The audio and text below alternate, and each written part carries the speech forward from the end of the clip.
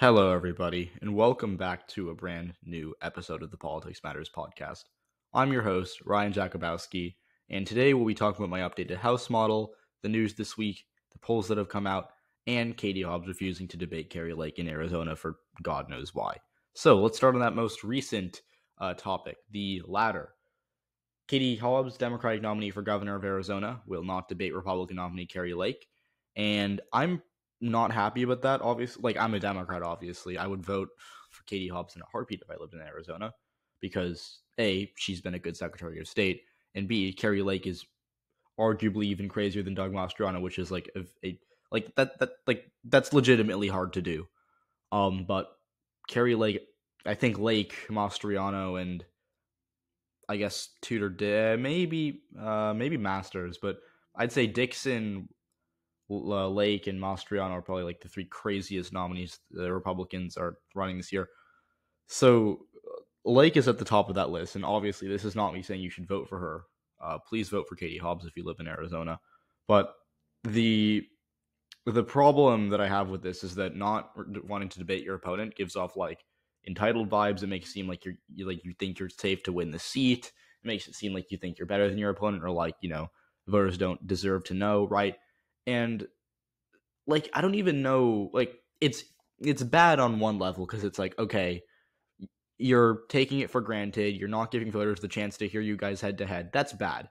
But it's also a politically abhorrent move. I don't know. I haven't read every internal poll from Arizona from Katie Hobbs' campaign. She's leading in her internal polls, but she's in every public poll we have, she's running behind Kelly. She's not outside the margin of error in a lot of these polls. And this is a toss-up race. This is not she's not in a situation where she's up by 10 points in every. She's not even in a Fetterman situation. I still think that race is a toss-up, right? She's in a situation where she's in a very close gubernatorial election, and she is going to have to appeal to a lot of voters to win her race. She's not in California. She's not in Colorado. She's not in Oregon. She's in Arizona. She's in a state that voted for Joe Biden by 10,000 votes 2 years ago. It's going to be very close again. So, I don't know why she won't debate Kari Lake, because Kari Lake is not she's not good at this. I don't know why she's scared of debating Kari Lake, because believe it or not, I put myself through the hour-long pain of watching the Republican primary debate. It was back in either June or July. And it was, by the way, it was the funniest debate I've ever listened to. And it was a week after the Wyoming debate, which was also a complete circus. But that debate was so literally I laughed out loud 5 times watching it. It was funnier than anything SNL could have done. Right? And I know SNL is not particularly funny these days, but it was unbelievable that people that the politicians actually believe this stuff, or at least saying it, and that people are actually believing it. My favorite moments. So the best moment I think in that debate that was criminally underrated was when Scott Neely, who got 3% of the vote in the primary, a complete joke, but he was easily the winner of that debate because of how funny he was. Kari Lake was yeah, we don't always invite Scott because he's polling at 0%. And then he was no, 1%. I'm oh yeah, my bad. Sorry for slandering you. You're polling at 1%. Good job, bucko. And then in addition, there was his Michael Scott-esque comment about how he hadn't been with this many women on a stage since he was at a baby shower. And the moderator was I don't know how that's going to go down, Scott, but we'll let that hang. And there's this other, I could talk about this debate for hours, but I'm just going to keep it at this. It was basically Neely and Lake trying to out-crazy each other, with Kari Lake saying that, the whole 2,000 mules thing, that ballots were trafficked by mules. Scott Neely said he wanted to treat, they were talking about abortion. He was we should just treat human life the way we treat alien life, as if we found it on Earth or something. Yeah, that's a nice comparison there, Scott. And then the other one was Paula Tuliani-Zen, who was this old the Italian lady who got 2% in the primary, and she would provide nothing of value other than occasionally saying, "Oh, I'm Italian," every 20 minutes or something. It was really funny. It was also really sad that that these people are being serious.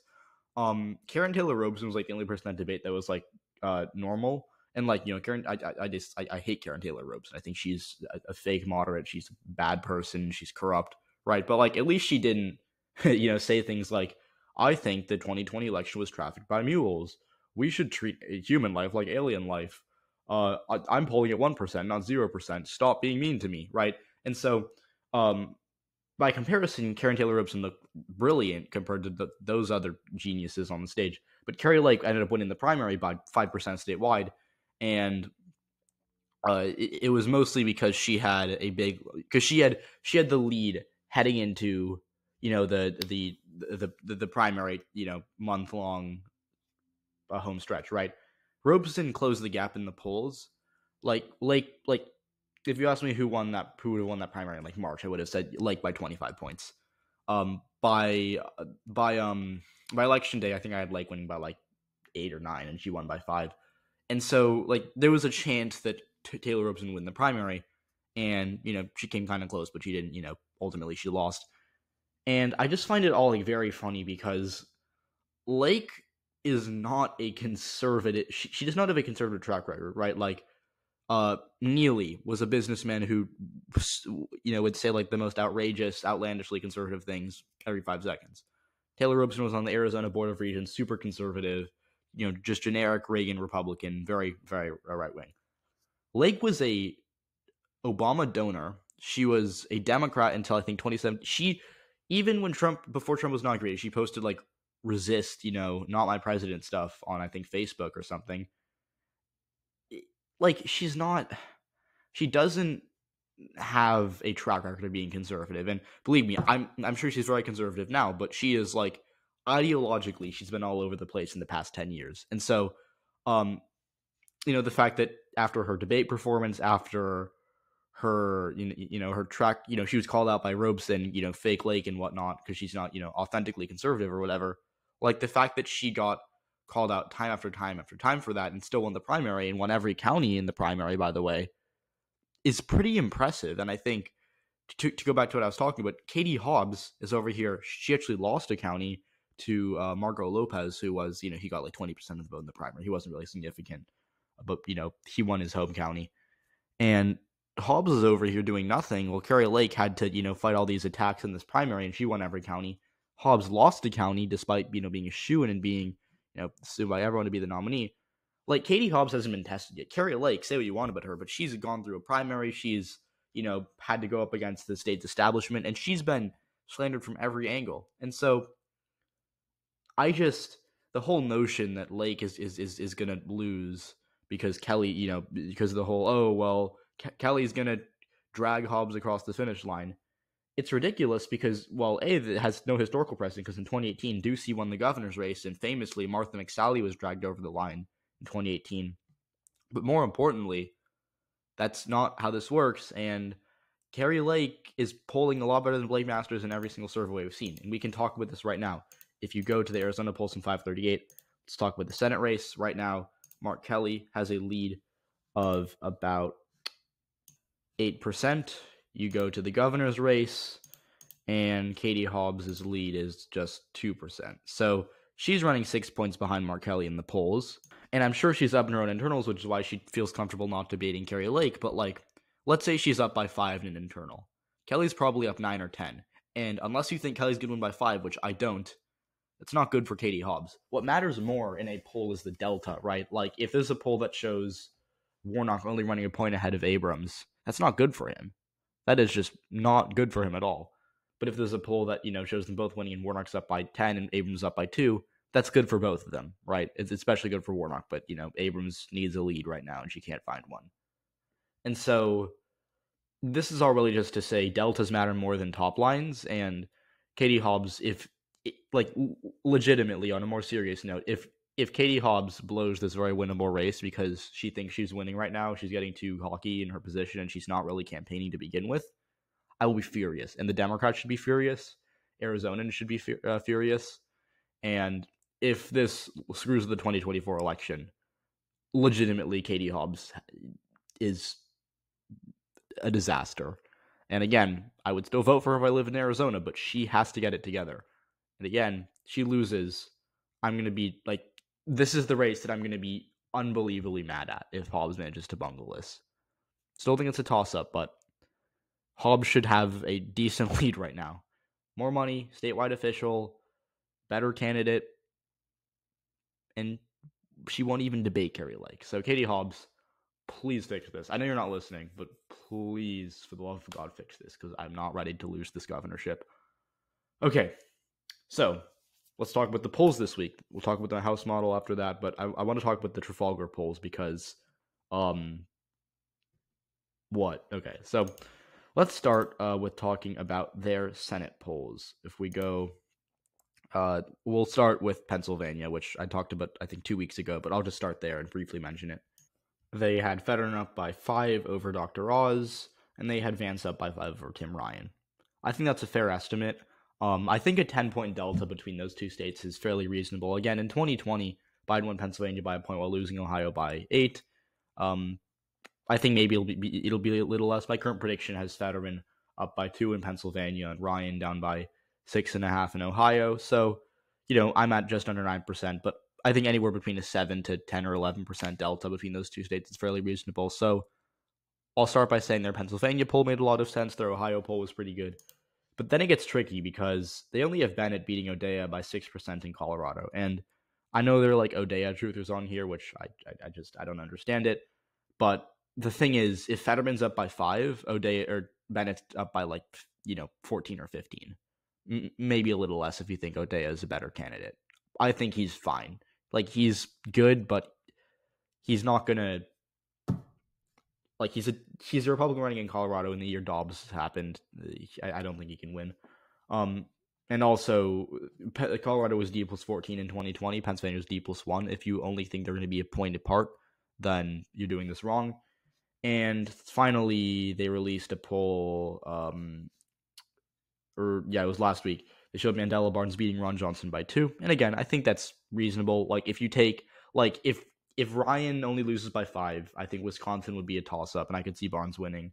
If Fetterman is up by 5, there was a 1-point delta between Pennsylvania and Wisconsin 2020. If Fetterman's up by 5, Barnes probably up by 2 or 3. So I think that in that environment, Fetterman, in the Fetterman, Ryan, Barnes universe, I could see that those polls make sense. What doesn't make sense when you throw in that Colorado D plus 6 poll, and then when you throw in their worst poll by far, which was the Washington poll, where they showed Patty Murray only up by 3 over Tiffany Smiley. In what universe does Patty Murray win by less than John Fetterman by the same amount as Mandela Barnes and only wins by 8 points more than Tim Ryan? Again, I say wins, but she does 8 points better than Tim Ryan. But in 2020, Washington was D plus 17 and Ohio was R plus 8. That's a 25-point delta between those two states. Unless Trafalgar thinks that we're reverting back to 2006, which we aren't. I don't know how they could even think that was oh yeah, we're just going to put out this D plus 3 poll in Washington. What could possibly happen to our reputation? Justin, I was starting to think they're actually doing some serious polling. Their Colorado poll was bad, sure, but okay, fine. The Ohio poll was good. Wisconsin poll made sense. Pennsylvania poll made sense, even if I don't agree with everything. But yeah, Washington D plus 3. What are you guys doing? Even if you somehow find that result, which is bizarre, I don't even know why they released it. What is the point of them releasing it?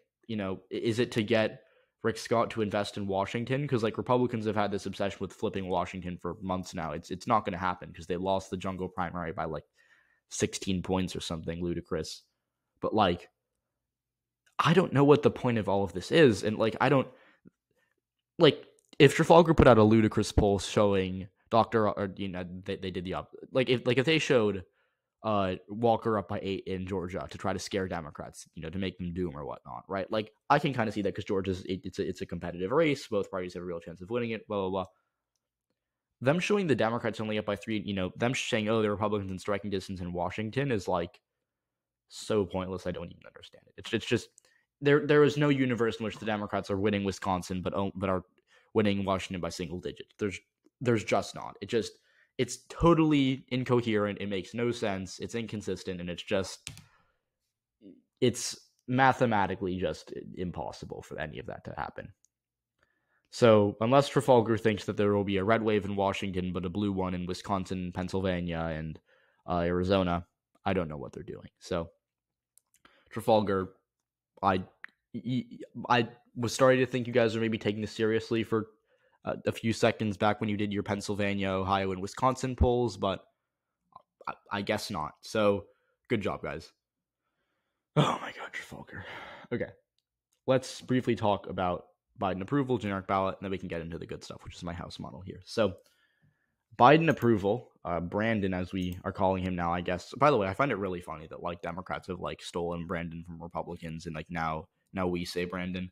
Anyways, Brandon has a 42.7% approval rating as of today, which is way up from his low point, which is 37.5.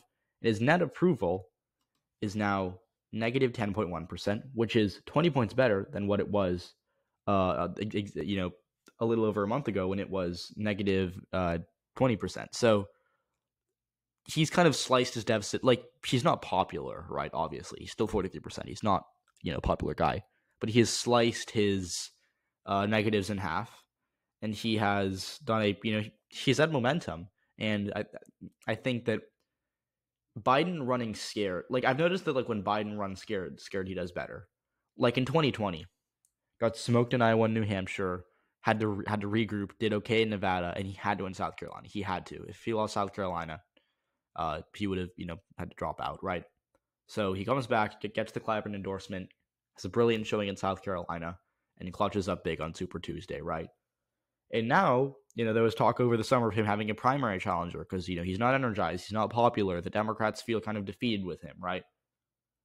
Well, I think that I think he started to realize that, he's been running a lot more aggressively. He's been calling people out more. He's been, very in it, I guess. And, the whole Sleepy Joe thing, I think is, it's just pretty dumb in my opinion. But like, I get where it comes from. Biden's a boring guy. He's not very, not a very exciting speaker.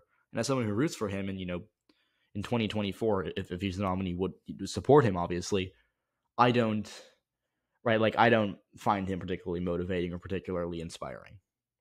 But he has done a very good job at reclaiming his momentum. He's surging in approval. He's passed good legislation. And this month we're probably going to have some votes on gay marriage, insulin, and he'll, by election day 2022, he'll probably have a good list of accomplishments under his belt. And I think the Democrats, are in a good position because either they let's talk about these two votes we're going to have that are important. The codification of gay marriage and insulin. Gay marriage is popular in America right now. I think 2/3 of Americans support legalization of it. Obviously, like it's kind of a dead issue. I mean, I shouldn't say dead issue, but it's like it's one of those things where I think Democrats are very, very much in favor of it. Most centrists are in favor of it, and the Republicans are like, whatever, right? Like there are still some people who are quite frankly just annoying, who are like, oh well, actually, I hate gay marriage because I haven't touched grass in my entire life. But like in reality, most people support gay marriage. Most normal people who don't get like triggered by two people loving each other, right? So the Democrats are going to have like at least 5 or 6 Republican votes on that bill. They need 60 votes for it to pass. I think it'll be close. If it doesn't pass, it's just another example of Republicans being extreme, and another reason why some suburban voters are probably going to start turning away from the GOP in November. And if the Republicans gave a vote for it and give it 61 votes, Democrats can say, look, we codified gay marriage, we delivered, we supported our voters, our people. And also, it's a big win for America because I think gay marriage should be legal, and I think we should respect people for who they love, right? Hot take, I know, but I would very much be in favor of this bill passing the Senate. Now, insulin is a little more complicated. I don't think that the Democrats are going to have the vote. Like gay marriage, I'd say, is a toss-up right now. Insulin, I don't know if the Democrats have the votes for it. They're gonna. I think all 50 Democrats, like Sinema, has the potential to surprise us, but usually on bills that have Manchin support, usually comes home. So that's 50 votes. I think Collins votes for it. Maybe Murkowski, although again, her re-election is right in November, so I don't know. But I think a lot of Republicans we don't expect are going to vote. Like people who say it's out on arrival are, I think, not fully. I wouldn't go that far. I think it's not as likely to pass as not passing.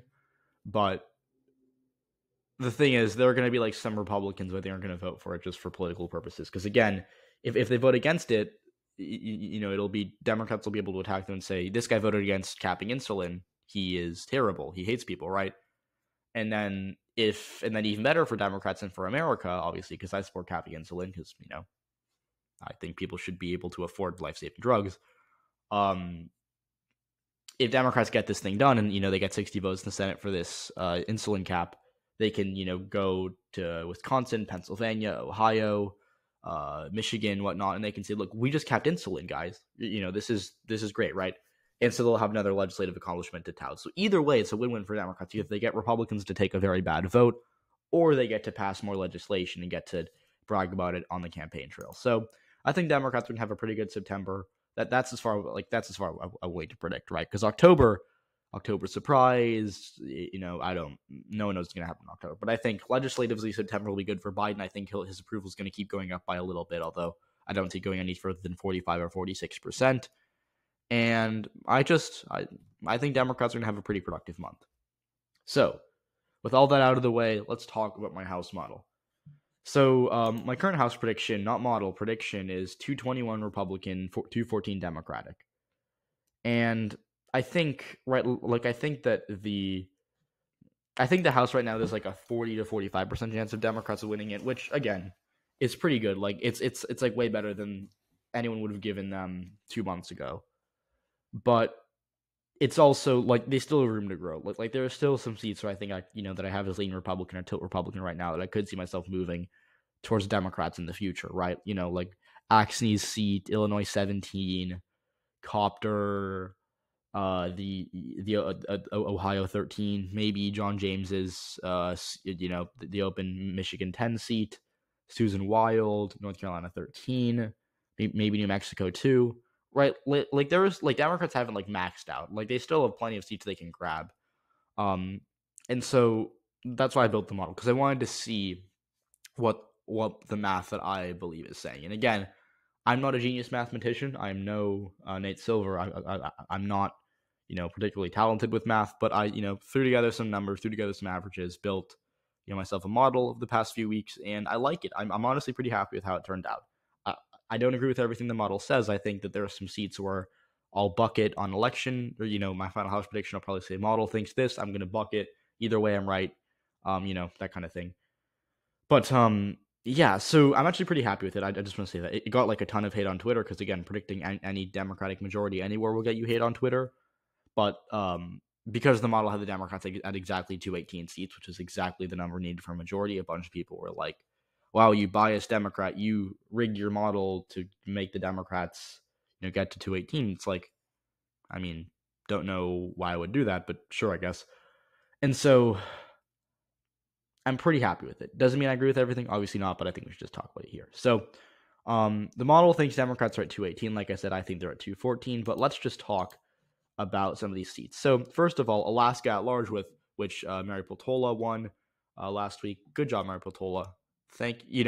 Blue Alaska has always been like a Democratic pipe dream where it's like, oh, well, maybe we can, Elise Galvin, Al Gross, Bill Walker in 2018, Mark Begich for governor in 2018, right?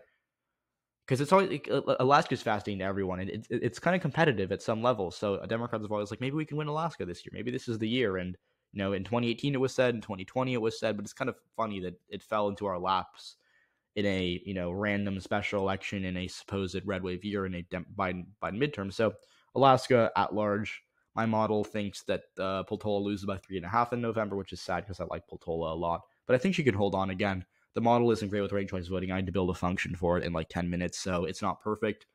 I'm probably stick with lean Republican out of an abundance of caution, but yeah, lean Republican's my rating for now. But Peltola can totally win. I think she has a good chance of winning in November. So yeah. Again, I'm just only talking competitive seats here. Like, I'm not going to go through your Georgia 14s and your Arizona 3s of the world. But there are 4 seats in Arizona that I'm going to talk about here, which are Arizona 1, Schweikert, Arizona 2, O'Halloran, Arizona 4, Stanton, Arizona 6, open, which was Kirkpatrick's seat, but it's now open. I think that the Democrats are going to probably win Arizona 4. Model thinks that Stanton wins by 10. I think he wins by a little less. Either way, likely Democratic. Arizona 6 could be interesting, but the thing is, it's one of those seats where Democrats need really good turnout from Tucson and Hispanic voters. Not a great bet to make in a midterm. Model thinks it's leaning Republican. Model obviously thinks that, sadly, O'Halloran's dead on arrival. He loses by 10. Then Arizona 1, which is super left trending, and Schweiker doesn't have as big of a cash advantage as you'd expect. Model thinks goes red by just under 2%, but it's still competitive. California's, I'll go through this. California 22 got the model, again, this is all model predictions, says Valadeo loses by 1.8%. California 27, Garcia down by 2.1. California 40, you got Young came up by 2.5, which is a little less than you'd expect, but whatever, still a win. California 41, Ken Calvert up by 8. California 45, Steele up by 3.5. Then 47, Katie Porter up by 14%, which is way too much in my opinion, but hey, cash advantage will do a lot for you. And then California 49 got Levin up by 8, which again I think is a little too much, but it's still in the right ballpark. Colorado 8 thinks the Democrats are up by a point. I think it's going to go Republican by a similar amount, but still very much a toss-up. Florida 27 got Salazar up by nearly 10. Illinois 17, model says it goes Democrat by a point. I just have no feel for the race. I guess I'll agree with the model. Indiana 1's a little bearish on Mervin. It only says he wins by 5. I think he'll win by a little more. Iowa 3, it thinks Cindy actually loses by about 1.5. Kansas 3, though, has Sharice Davids winning by 4.5. Maine 2, excuse me. Jared Golden down by 6, which I think is too much, but again, I still think he's an underdog. Maryland 6, David Trone up by 6.5. Michigan 3, John Gibbs down to Hillary Schulten by nearly 7. Michigan 7, Slotkin winning by 4. Michigan 8, Kildee up by 2. Michigan 10, John James beating Carl Marlinga by nearly 7 points. Minnesota 2, Angie Craig up by 7.3. Nebraska 2, very, very close there, surprisingly close. Don Bacon only up by about half a point. Nevada 1, Nevada 3, Nevada 4, all around, in the D plus 4 ballpark. New Hampshire 1, D plus 4 as well, but Custer and New Hampshire 2 up by 8. New Jersey 5, Gottheimer up by nearly 14, which again is too much, but he has so much money. New Jersey 7, this is a bit of a surprise to me. I don't really like the call, but the model thinks Tom Keene actually loses to Tom Malinowski by half a point. Very, very, very competitive race there. I think Keene's going to win by 3 or 4, but again, model super left trending. Malinowski has a cash advantage. Model thinks that it goes blue by about half a point. New Mexico 2, another one I disagree with my model. The model says that Gabe Vasquez beats out Yvette Harrell by about 2.5%. I think it goes the other way. New York 3 model says Democrats win by 3. New York 18, obviously Pat Ryan's seat goes Democrat by about 5. New York 19, Molinaro loses again twice in a year. Rough year for Mark Molinaro, going down by 3. New York 22, this is another open seat in upstate New York. John Katko's seat, he's not running again. We got an open race there, D plus 4. North Carolina 1, this is one the model is a little more bearish on. It only has the Democrats up by 2, but I think they'll win by a little more. In North Carolina 13, they have the Democrats down by 1.5. Ohio 1, the model thinks the Democrats flip the seat. Cabot loses by about 3. But in Ohio 9, it's a Republican pickup. J.R. Majewski beating Marcy Kopter by nearly 5. Ohio 13, the toss-up of the state. The model says it goes Republican by about 2. Still in the toss-up range, though. Then Oregon 5, McLeod Skinner beating out Lori Chavez de Remer by about 6. Then all Pennsylvania seats are toss-ups. Pennsylvania 7 goes red by about 1.5. Pennsylvania 8, very close. Cartwright up by half a point. And then Pennsylvania 17, Delusia winning by almost 2. Texas 28, we're in the home stretch here. Don't worry, I'll start doing commentary. I just want to read through them. Texas 28, Claire up by 3. Texas 34, Flores losing to Gonzalez by 6. Virginia 7, Spanberger up by 6. Virginia 2, toss-up, but leaning Luria. She's up by about a point. Washington 8, Schreier up by 6.7. Then Wisconsin 3, flipping red by 11 points. So, yeah, that was a lot. I know. I've got a map up here. I can't show it on the podcast, but it does add up to 218 seats for the Democrats, 217 for the GOP. But yeah, it's quite a house map, really, because it has the Democrats doing very well in most of the toss-up seats, winning Colorado 8, winning Mexico 2, winning Illinois 17, winning one of the Ohios, winning all the Michigan seats except for Michigan 10, winning 2 of the Pennsylvanias, winning both of the Virginias, and holding on to their New England seat, to the upstate New York seats and their New Hampshires. So again, it essentially is Democrats winning, like, I'd say 70 to 80% of the contested seats. Again, there's still a few seats where it's like more bearish on Democrats, but has them losing again. It thinks Alaska flips. It thinks Arizona 2 and Arizona 6 flip. It has the Republicans holding on to their SoCal seats. It has Salazar holding on. It thinks Golden loses. Thinks James beats Marlinga. And it also obviously thinks Copter goes down, as well as the Democratic incumbent. I'm forgetting his name. I'm forgetting her name. Yeah, sorry. Susan Wild, Pennsylvania 7 goes down as well. And then it has Wisconsin 3 obviously flipping by a lot. But again, that's an open seat to see if the Republicans be flipping very early on. So yeah, again, it's interesting. Like, I don't know what to make of it. And I think that if Democrats do get to 218 seats in the House, it'll be something similar. Maybe you trade New Mexico 2 for I don't know, maybe Copter or Golden, or maybe even Axne. I don't know. It's very marginal. Again, it thinks that Axne, Cartwright, Illinois 17, Nebraska 2, New Mexico 2, some of the Californias, they're all very, very close. Like, these seats are all within 2%, but just with the model thing. So what does this mean? Well, I think that the model is onto something, right? Because, like, again, the model probably wouldn't have had the Democrats favored to win the House till like 3 or 4 weeks ago. It's mostly because of the change in polling, change in fundraising, change in my generic ballot expectation. Again, this is with a neutral generic ballot, so D+1 Democrats would get to, I think, 221 seats. R+1 Democrats would be at probably 214 or 215. But yeah, I think it's mostly because the generic ballot's changing. Democrats keep gaining momentum. Again, that Democrats are really making a charge right now. And again, the people that's like I remember someone said only 2 weeks after the Dobbs decision, he was like, well, the post-Dobbs bounce is dead now because there was like one bad poll for Democrats. But like, no, it never died, and it's still here, and I think it's not going to die, really. If it hasn't died 2.5 months post, I don't think it'll die within 2 months from now. And also, one thing I want to make very clear about my midterm predictions is that I do not care about historical trends. Like, people will say, oh, but Ryan, history said this, right? History said that. And the thing is, we haven't, I'll quote Evan Scrimshaw here, we haven't gone through a midterm which in the eyes of many Americans, people's rights were taken away. And this ain't your grandpa's midterm. This isn't like in 2014, no one gave a flippity doodle. I'm not going to swear because I don't want to get demonetized, but no one cared because Obama wasn't energized. Democrats weren't energized. Republicans just hated Obama, so they voted. Republicans at the time had a much better base in the suburbs, so their higher propensity voters were turning out. Democrats needed a ton of Black and Hispanic turnout, which they didn't get in most states. And ultimately, Democrats just didn't turn out to vote, and they got hammered. And this year, they have the energy. They have more money. They have an incumbent who's, about as popular as Obama, but unlike Obama, he actually, has more momentum right now. Because again, upward momentum with a 43% approval is better than downward momentum with like a 44% approval. And so all this is to say, I don't think that 2022 is comparable to 2010 or 2014. It's kind of funny because Republicans, back in July when the Democrats closed the gap to generic ballot, they're like, oh, well, in 2010, the Republicans only surged in August. And then August passed. They're like, okay, well, let's go to 2014. We're going to only surge in late September.